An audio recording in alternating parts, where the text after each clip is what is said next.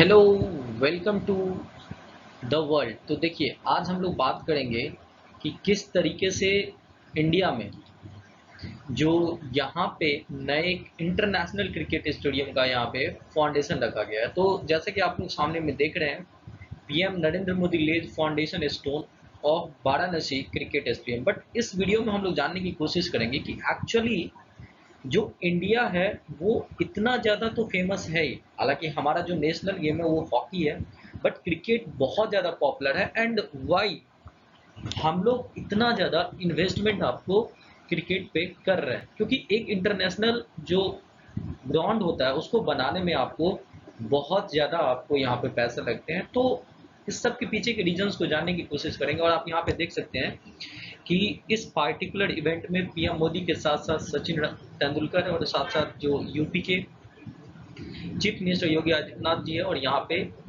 जो बीसीसीआई के सेक्रेटरी हैं जय शाह जी, अमित शाह के बेटे हैं। तो सब कुछ जानने की कोशिश करेंगे, बट इससे पहले मैं आप लोगों से एक रिक्वेस्ट करूंगा कि अगर हमारी वीडियो तो आपको अच्छा लगे तो प्लीज़ हमारे चैनल को सब्सक्राइब कीजिए और हमारे वीडियो को लाइक कीजिए।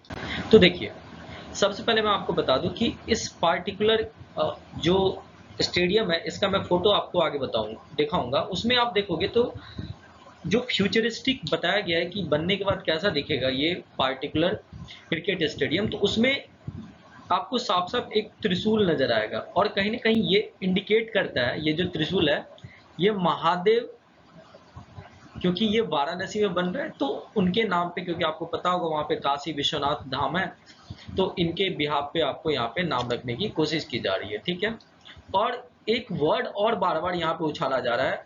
प्राइम मिनिस्टर ने खुद बोला कि स्टार ऑफ पूर्वांचल रीजन होगा। जी हाँ, देखिए पूर्वांचल जो है ना, आपको पता होगा कि अगर आप यूपी के कुछ इस तरीके से, यूपी एक तो सबसे बड़ी स्टेट है, उसके जो पूरब साइड और बिहार के जो सासाराम या आप बोल सकते हैं आरा सिवान, जहाँ पे भोजपुरी बोले जाते हैं, इस रीजन को पूर्वांचल बोलते हैं। और पॉलिटिकली ये रीजन बहुत ज़्यादा एक्टिव रहा है। समय समय पे पूर्वांचल को अलग करने की मांग चल रही है, क्योंकि कहीं ना कहीं वहाँ पे जो पुराने गवर्नमेंट है आप बोल सकते हो, हालांकि मैं पॉलिटिकली कोई ऐसा स्टेटमेंट नहीं दे रहा हूँ, बट जो एनालिसिस कहता है कि ये रीजन बहुत ज़्यादा अनडेवलप्ड। आप देखोगे यूपी का जो वेस्टर्न यूपी है बहुत ज़्यादा डेवलपमेंट है, यहाँ पे आपको बहुत सारे इंडस्ट्रीज मिलेंगे, फार्मिंग की बहुत अच्छी व्यवस्था है, और सिंस दिल्ली से नज़दीक है तो जो कैटरिंग ऑफ एम्प्लॉयमेंट है वो बहुत ज़्यादा यहाँ पे एक्टिविटी होती है as compared to the Purvanchal zone.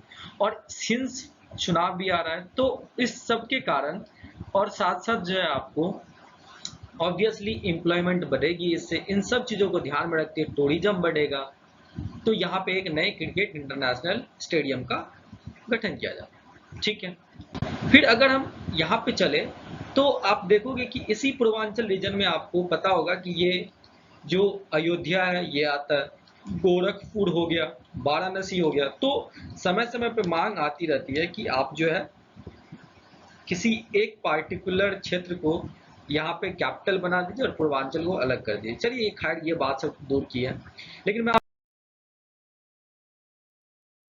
आपसे एक एमसीक्यू पूछूंगा। देखिए 2022 का ये न्यूज़ है, आपको कमेंट में जरूर बताना है कि क्या होगा आंसर।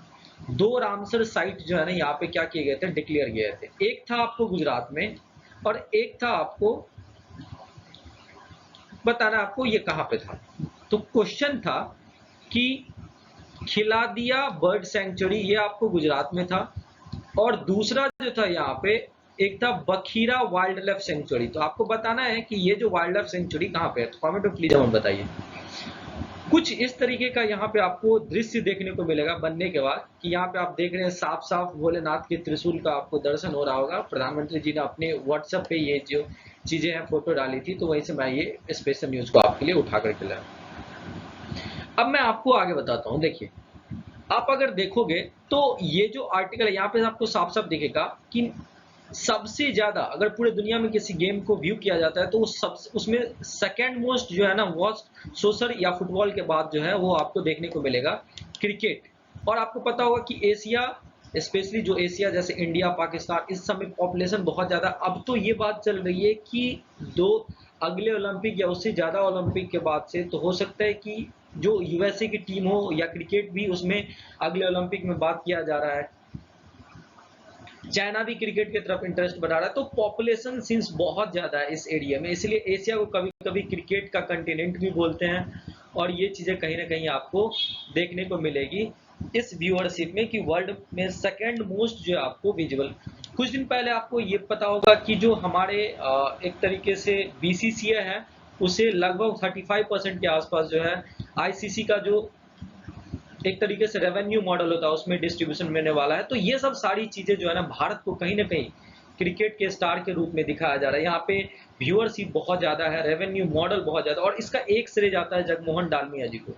आपको पता होगा जगमोहन डालमिया जी ये फर्स्ट आसियन हुए थे आईसीसी के सेक्रेटरी और एक बहुत बड़े एडमिनिस्ट्रेशन के फॉर्म में, और उनके समय के बाद से आईसीसी की जो है ना रेवेन्यू अचानक जो है ना एक तरीके से $2 to $3 मिलियन से तुरंत बढ़ के ये $20 मिलियन हो गया था। और उसी टाइम से जो उनका जो एक तरीके से व्यूअरशिप का मॉडल था वो बहुत फेमस हुआ था। तो इन सब चीज़ों को देखते हुए जो है ना कहीं ना कहीं ये जो क्रिकेट स्टेडियम आपको डिफरेंट डिफरेंट जगह पे बन रहे हैं। आपको पता होगा कि अटल बिहारी वाजपेयी जी के नाम से जो है आपको ये ऑलरेडी यूपी में कुछ दिन पहले बना ही था आपको, फिर अभी बन रहा है, कुछ दिन पहले गुजरात में आपको नरेंद्र मोदी स्टेडियम बना था। तो ये सब चीज़ें कहीं ना कहीं हमारी जो इंडिया की एक रेवेन्यू मॉडल है क्रिकेट की तरफ, जिससे ना कि पूरे वर्ल्ड को बल्कि इंडिया को भी यहाँ पे फायदा होने वाला। और अब तो यूएसए में भी क्रिकेट की क्रेज बढ़ती जा रही है, तो यूएसए के प्लेयर्स आएंगे इंडिया में खेलने के लिए, तो ऑब्वियसली वो लोग थोड़े उनकी जो लाइफ स्टाइल है बहुत ज़्यादा होती है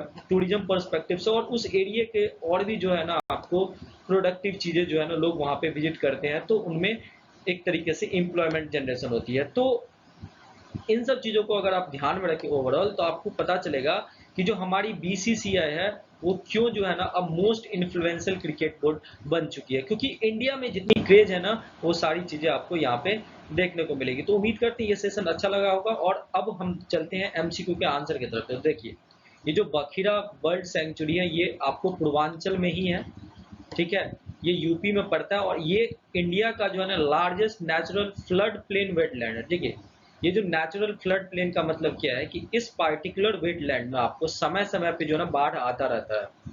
इसकी जो फ्लड प्लेन होती है ये लगभग रिवर के फ्लड प्लेन से थोड़ी ज़्यादा होती है, तो इसमें समय समय पे पानी आता रहता है। तो ये आपका एमसीक्यू आंसर है। तो उम्मीद करते हैं अच्छा लगा होगा। Thank you so much for watching this video.